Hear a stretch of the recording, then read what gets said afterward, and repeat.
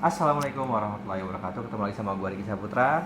Dan Nek, Dari kita akan ngebahas Piala Dunia lagi nih. lalu Nek, Piala Dunia udah masuk ke pertandingan masing-masing tuh, ada yang pertandingan kedua, ada yang pertandingan pertama, ya nggak sih Nek? Iya, Dan kita baru aja kemarin nonton pertandingan Norwegia melawan Irak, Irak. Dan itu berakhir dengan skor 4-1. 4-1. Dan Haaland tuh mencetak 2 gol guys. gila, gokil sih emang Baru Haaland. pertandingan dia Piala Dunia pertama dia kan. Iya, menit 29 sama 43 itu dia golin. Terus gila banget sih lawan Irak. Ya Irak sih emang nggak ada ininya ya, nggak ada perlawanannya juga sih. Haaland Piala Dunia pertama 4-1, menurut lu gimana tuh? Menurut gua ini dedikasi dia sih untuk negaranya. Dedikasi, iya. Karena kalau gue lihat ya, maksudnya Ya. Norwegia selain ada Haaland kan masih ada yang lain juga. Odegaard, Iya, tapi maksud gue beban tuh ditaruh di pundak dia, ya nggak sih? seperti Messi di Messi, Argentina iya. dan Portugal Cristiano Ronaldo. dan Prancis Mbappe. Mbappe, benar. Tuh, dan kalau menurut gue itu sangat luar biasa guys. Dan disusul juga sama Prancis yang sangat luar biasa juga. Ya, Negara siapa itu? negara siapa ya? Negara gue. Negara dukungnya Zidane. Dan ya, oke. Siapa yang golin ya? Prancis lawan Senegal ya, 3-1 itu Mbappe 2 sama Barcola 1 itu gila sih. Menurut lu permainannya gimana Prancis? Itu lawannya juara Afrika loh Ki. Yang sebenarnya diituin lariin ke Maroko ya, tapi gue nggak tahu. Tapi si Mane masih main nggak dia? masih main. Ada itu juga kan yang pemain PSG juga di Senegal. Permainannya gue agak deg-degan karena Kenapa tuh? babak pertama itu 0-0 Ki. Belum ada gol tuh. Babak pertama tuh ya? Babak pertama gue mikir wah ini jangan-jangan bisa seri atau kalah karena Prancis itu ada kenangan buruk di tahun 2002 itu pernah kalah sama Lawan? Senegal di Piala Dunia 2002. Jadi itu gue memorable banget. Jadi gue kayak mikir wah lawannya Senegal lagi nih. Apakah nanti Prancis bakalan nggak lolos fase grup nih mengulang 2002? Tapi ternyata babak kedua Mbappe berubah seperti biasa. Dia keluar magicnya seperti Messi di Argentina. Ya Di udah. usia dia 27 tahun. sudah bisa mencetak segitu banyaknya gol, 14 gol ya totalnya ya. Semuanya dan Untuk di Piala Dunia ya. Dan itu Piala Dunia umur 27 tahun dan lu nggak salah dulu lu sering ngomong GOAT-nya Messi itu akan lari ke Mbappe, penerusnya, regenerasinya. Oke, kita bahas pertandingan big match lainnya kan ada. Setelah ada Haaland cetak 2 gol, Benar. Mbappe cetak 2 2 gol. Messi ketinggalan tuh. Tinggalan dia ada di bawahnya Haaland, di bawahnya si Mbappe. Benar. Tapi nggak lama kemudian Dia Messi lawan cetak Aljazair. hat-trick guys. Gila. 3-0 dan itu kalau misalkan gol pertama nggak offset, itu dia bisa 4 gol. Oh iya, gila itu. Itu Maksud gua dengan usianya sekarang yang 39 tahun ya. benar, dia masih bisa menunjukkan di level yang tinggi ya. Iya, walaupun dia sebenarnya klubnya nih, ini Inter Miami. Inter Miami. Tapi dia masih bisa bersaing dengan level-level top Level Eropa. tinggi. Iya, benar. Itu benar-benar the real god sih emang Messi nggak usah.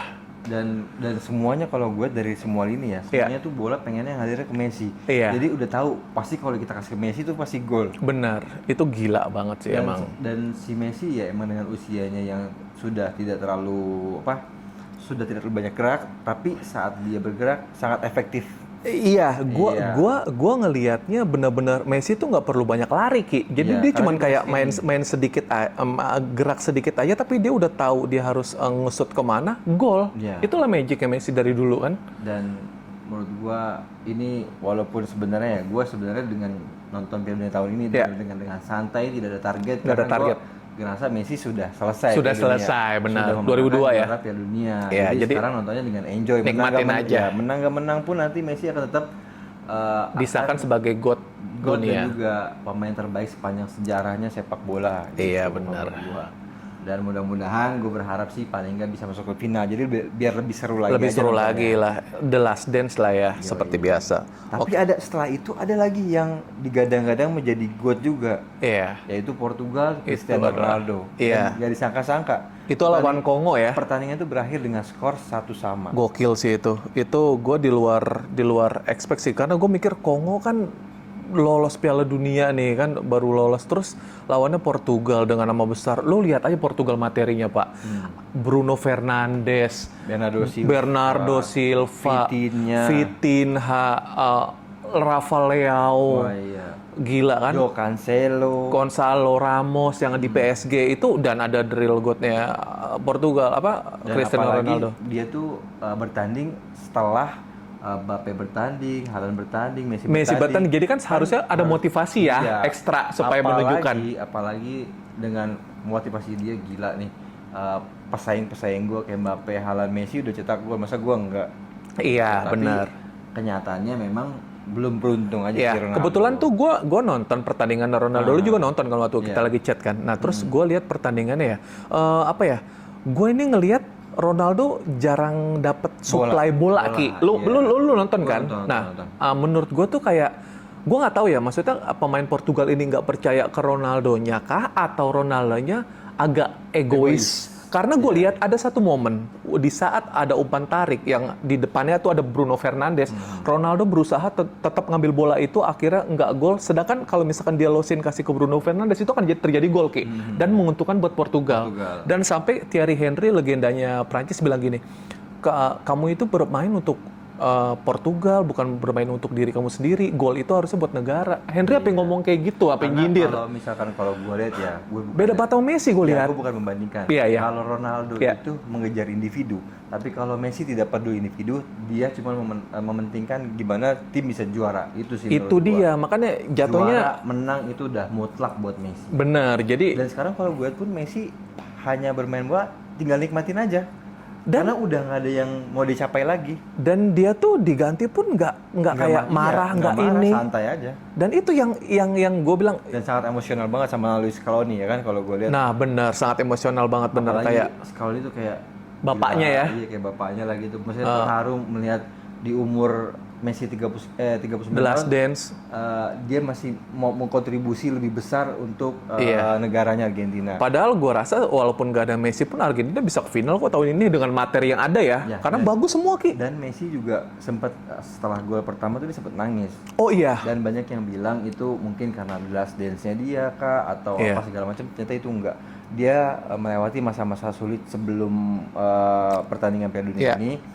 Dan beruntungnya dia mempunyai teman-teman kayak De Paul dan Paredes segala macam, dan semua timnya itu mendukung Messi untuk tetap lanjut dan bangkit dan berjuang bersama di Piala Dunia 2026, guys. Iya, itu gila sih, benar-benar Messi sangat layak ya istilahnya. Itu kita kan ngebahas pertandingan yang lebih seru-seru lagi gini. Ada apa lagi nih? Tadi Portugal lawan Kongo udah ya. Itu ada Inggris lawan Kroasia.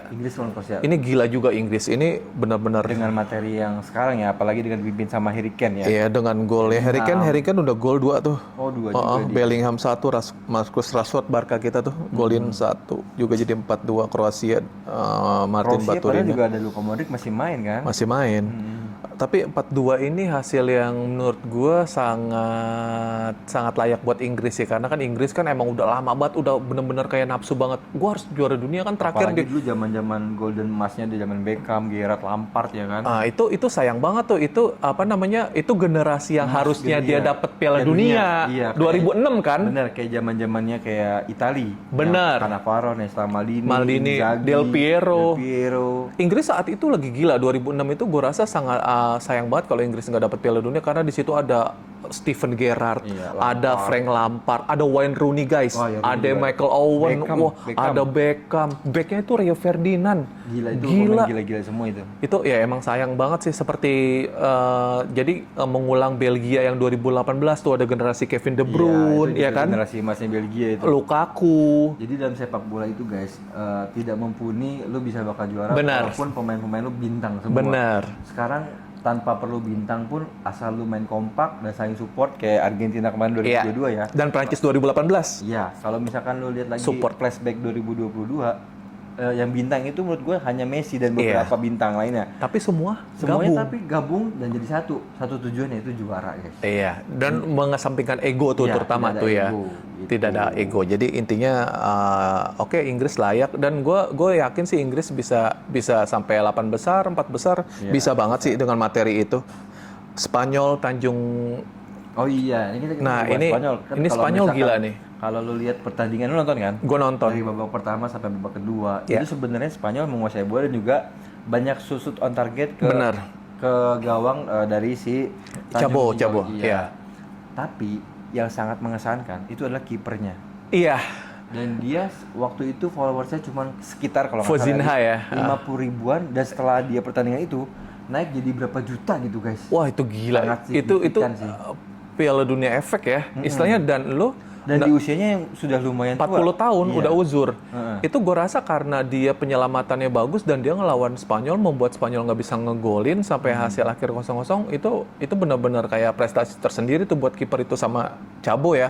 Tapi kalau menurut gue Spanyol bisa nggak ngegolin itu ada sedikit kesalahan dari pelatihnya Spanyol deh, karena dia tuh mainin Lamine Yamal sama Inaki Williams tuh menit-menit akhir. Gue bingung kan, maksud gue nggak cedera nggak ini juga, kenapa dia mainin akhir kan? Banyak juga tuh kayak pemain-pemain yang nggak dibawa atau kayak Lenormand apa siapa gitu, pemain-pemain Atletico, dia malah lebih mempunyai pemain yang dari Athletic Bilbao. Jadi kayak harusnya kan Spanyol tuh dari dulu udah punya tradisi tuh pemainnya tuh Barcelona dan Real Madrid. Lu inget kan 2010? Ingat. Dan mereka juara ya saat itu ya. Dan mereka juara dengan materi ada Pique, ada Ramos, ya kan? Xavi, Iniesta. Jadi Villa. Spanyol itu harusnya emang Barcelona, Real Madrid sebenarnya. Cuman kalau misalkan salah naruh posisi pemain ya udah kayak gitu. Tapi gue tetap yakin sih Spanyol bisa lolos. Dan akhirnya Yamal merasakan euforianya dan Piala Dunia. Dan susahnya bermain di Piala Dunia karena dia pertama kali. Tekanan Piala Dunia itu sangat besar karena dia membawa satu negaranya dia. Benar. Dia tuh ngerasain apa yang untuk menang, untuk mencetak gol, untuk menjadi yang lebih baik. Iya benar. Jadi ya udahlah buat fansnya. Messi udah ngerasain banget tuh dulu waktu zaman-zamannya final Copa 2 kali gagal. Oh iya. Piala Dunia juga dulu pertama kali juga dulu gagal juga, yang sampai final di lawan Jerman. Iya, yang penalti juga Copa kalah ya. Iya. Itu Messi sampai udah nangis dan dia sempat pengen pensiun dini, akhirnya dimotivasi sama temennya sama negaranya supaya balik lagi dong gini. Akhirnya dia bisa membuktikan 2002 akhirnya dia membawa negaranya Piala Dunia. Oke, ini ada pertandingan selanjutnya lagi yang agak seru sini. Dan ini sebenarnya gue sih udah memprediksi Jepang akan memberikan perlawanan yang sangat kuat. Kenapa tuh? Ya karena dengan materi-materi walaupun nggak banyak yang bermain di Eropa. Dalam strukturnya dia dari kecil sampai tingkat level SMA, kuliah, dia tuh ada liganya di sana di Jepang. Jadi tuh aktif. Dan penontonnya pun sama kayak lu nonton liga-liga besar. Iya benar. Full stadion. Kalau lu misalkan nonton pertandingan SMA-nya, kuliahannya, dan mereka pun bisa ditarik menjadi pemain-pemain klub ataupun pemain timnasnya di Jepang. Karena tuh kalau Jepang tuh setahu gue tuh dari grassroots-nya udah bagus. Jadi dari pembinaan usia mudanya udah bagus. Jadi dia ngasih supply ke timnasnya tuh ada. Pokoknya kalau lu mau jadi timnas yang baik tuh lu harus melewati sistemnya dari bawah, dari grassroots, dari pembinaan usia muda. Indonesia bisa mengikuti, kan kita contohnya udah ada nih Jepang. Sebenarnya kita bisa aja mengikuti kan? Nggak apa-apa, demi kebaikan. Apalagi dengan budget Indonesia yang triliunan, MBG aja bisa triliunan. Masa kita nggak bisa terapin untuk sepak bola sistem kayak seperti Jepang gitu. Iya benar, itu Jepang hebat sih. Dan ini ada lagi nih, Jerman lawan Curaçao. Ini Curaçao baru pertama kali lolos Piala Dunia. Dia dulu nih pelatihnya Patrick Kluivert by the way. Oh, iya. setelah dia Patrick Kluivert ngelatih Indonesia, Curaçao lolos Piala Dunia. Gue bingung gitu. Oke, sekarang kita balas pertandingan Jerman. Gila itu 7-1. Itu pertandingan pertama loh. Gila, ini Jerman nggak bisa dianggap remeh loh. Ini dan Jerman pun selalu setiap event-event besar ya.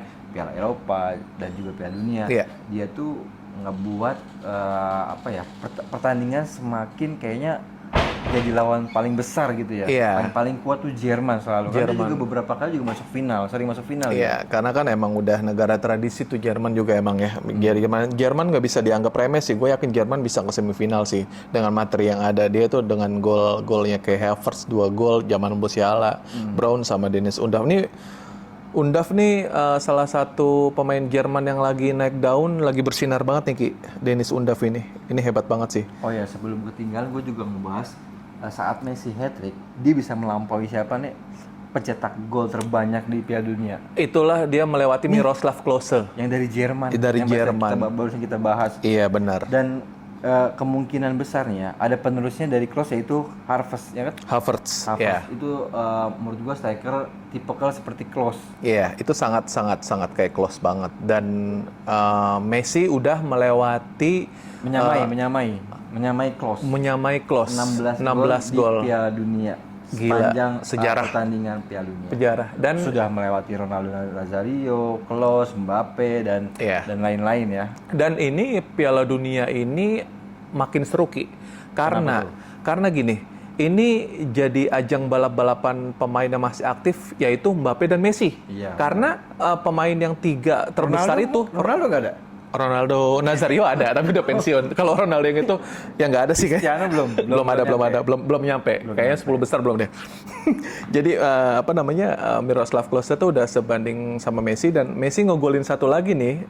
Dia akan jadi pencetak gol terbanyak sepanjang masa Piala Dunia, guys. Tapi kita nggak bisa dipungkiri Mbappe juga sangat masih muda, masih punya kans untuk main lagi di Piala Dunia musim depannya lagi ya, di 4 tahun ke depan. Jadi ya oke, maksud gue kalau sebagai fans Jerman itu rekornya akan dilewatin Messi itu akan terjadi karena nggak mungkin kan abis ini Messi nggak ngegolin lagi, pasti dia ngegolin nih. Dia udah ngelewatin dan Mbappe cuman ada jarak 2 gol dengan Messi. Kalau misalkan Mbappe hat-trick pertandingan selanjutnya terus Messi 2 gol atau 1 kan itu Mbappe udah ngelewatin Messi tuh. Jadi kayak balap-balapan dan ini kan the last dance-nya Messi kalau misalkan dia masih emang terakhirnya dia. Dan dia nggak akan main bola lagi. Miroslav Klose udah pensiun, Ronaldo Nazario udah pensiun. Yang masih aktif tinggal Mbappe. Dan dia kalau ngegolin 2 atau 3 udah menyamai Messi. Lu bayangin nggak umurnya masih 27 tahun, Piala Dunia selanjutnya itu 1930 sama 1934 itu 8 tahun. Dia masih bisa main di 2 Piala Dunia. Jadi kalau dia udah Piala Dunia ini dia udah jadi top skor, itu 8 tahun kemudian Piala Dunia itu siapa yang lagi mau ngejar dia? Iya benar. Messi, Ronaldo Nazario, Miroslav Klose kan udah ini. Jadi dia akan menjadi top skor sepanjang sejarah, gue rasa sih. Kalau Mbappe itu. Gue lihat ya dengan kacamata gue nih, persaingan dulu tuh kayak ada Messi, Ronaldo, juga Neymar. Iya. Dan sekarang juga ada nih generasi mudanya yaitu Messi, Mbappe, Yamal, Haaland. Itu dia. Itu nanti yang bakal ngelanjutin estafetnya Ronaldo, Messi dan Neymar. Dan ada pertandingan lebih seru juga tuh, yaitu pertandingannya Brazil yang sudah membawa Neymar, tapi dia nggak main pertandingan pertama lawan Maroko. Maroko tuh nggak bisa dianggap remeh ya. Dan itu pertandingan akhir tuh berakhir skor dengan 1-1 Vinicius dan Salibara. Dan itu pertandingan sangat ketat banget Ismail sih. Saibari. Dia yang golin duluan kan, baru dibales. Di menit 21 terus Vinicius Junior ngegolin lagi di menit 32. Emang nih Brazil nih gua rasa sih bener-bener diangkat banget sama Vinicius, lu setuju nggak? Setuju gue. Sama Raphinha ya? Raphinha juga. Semenjak dan walaupun Neymar di bangku cadangan juga dia memotivasi para pemain Brazil. Iya, seperti Ronaldo waktu itu. Dan gue nggak tahu nih Neymar bakalan main di pertandingan ketiga setelah lawan Haiti ini. Ada prediksi juga kalau Neymar bakalan main setelah babak knockout, kemungkinan. Iya, karena kan dia masih dalam fase pemulihan ya. Dan setelah pertandingan pertama kan Brazil juga ada main lagi tuh, Brazil melawan Haiti dan itu dia menang. Menang mencetakkan gol dengan 3-0 guys. Cunha 2 dan Vinicius lagi. Vinicius berarti udah 2 gol juga. Udah 2 gol tuh. Cunha juga udah 2 gol. Kayaknya pemain nggak terkenal pun bisa ngegolin dengan mudah ya di Piala Dunia ya. Iya, dan top skor sekarang kayaknya lebih dari 10 ya gak sih? Bisa sih, Messi aja satu pertandingan 3 gol, gila. Karena kalau dulu aja kita lihat, pemain top skor dulu cuma 5 gol, 6 gol, susah 7 kayaknya gol. Ya. 7 gol, 6 gol, 7 gol. Sekarang baru pertandingan pertama udah 2 gol, udah 3 gol. Gila sih. Kayaknya sih menurut gue ya bakal 10 gol lebih deh mungkin. Bisa 11 gitu mungkin. Tapi lu yakin nggak Brazil bisa berbuat banyak nih? Sampai ya at least mungkin semifinal. 8 besar bisa ya. Karena materinya masa kalah lah ya sama Argentina, sama Prancis, sama itu materinya nggak bisa dibandingin lah sama Argentina lah. Ada satu catatan lagi, Mbappe ini jadi top skor sepanjang sejarah timnas Prancis. Itu belum kita bahas. Apalagi persaing-persaingnya Prancis itu siapa selain Mbappe? Thierry Henry udah pasti kan? Thierry Henry itu udah pensiun semua. Giroud, Griezmann, itu dia udah melewati Platini, Zidane. Oh iya? Iya, Zidane itu berapa gol ya? Pokoknya Benzema pun udah dilewatin, gila ini si Mbappe udah 58 gol dan dia kalau dia jadi top skor sepanjang sejarah sampai 80-90 gol itu akan jadi luar biasa sih, karena ada satu hal yang lagi dicari sama timnas Prancis, kayak ada satu.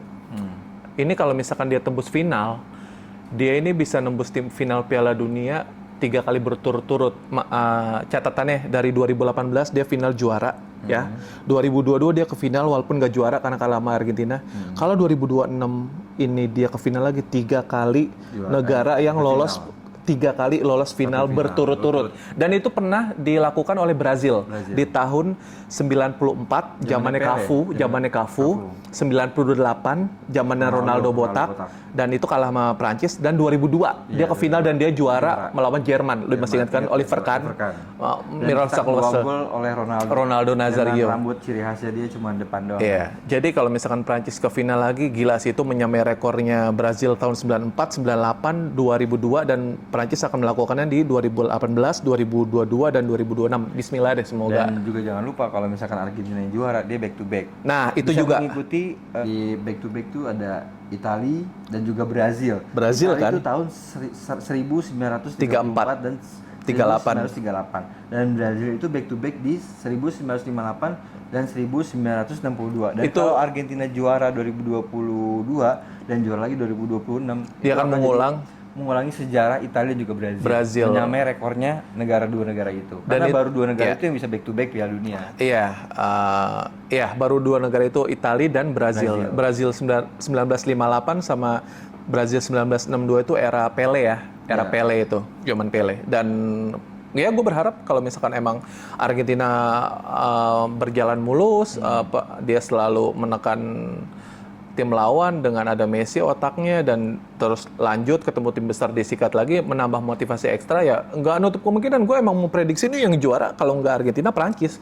Itu aja udah, karena gue nggak ngelihat yang meyakinkan. Oke, Jerman, tapi gue rasa sih kalau misalkan Argentina ketemu Jerman, gue masih megang Argentina. Karena materinya Jerman nggak sebagus Argentina tahun ini. Apalagi sekarang juga Argentina ada Nico Paz. Kalau lihat Nico Paz itu mainnya gila itu. Hampir-hampir mirip Messi lah. Itu tapi gila sih. Masih dalam tahap cari jam terbang dan harus banyak bermain di negara yang event yang besar seperti Piala Dunia ini. Iya, oke. Dan menurut gua pembahasan kita mungkin cukup ya. Sini. Nanti nextnya kita 32 besar aja. Gue sih nggak sabar lagi, kita akan ngebahas pertandingan keduanya Argentina juga dan juga Prancis. Oh iya benar. Prancis lawan Irak dan Argentina lawan Austria. Oke. Besok. Iya. Besok. Iya. Jadi kita akan ngebahas Argentina, Australia, dan juga Prancis lawan Irak. Ntar next ya guys, kita tunggu dulu ya. Oke, sampai ketemu lagi. See you. Salam sepak bola Piala Dunia. See you. Bye. Bye. Oke. Agak beli.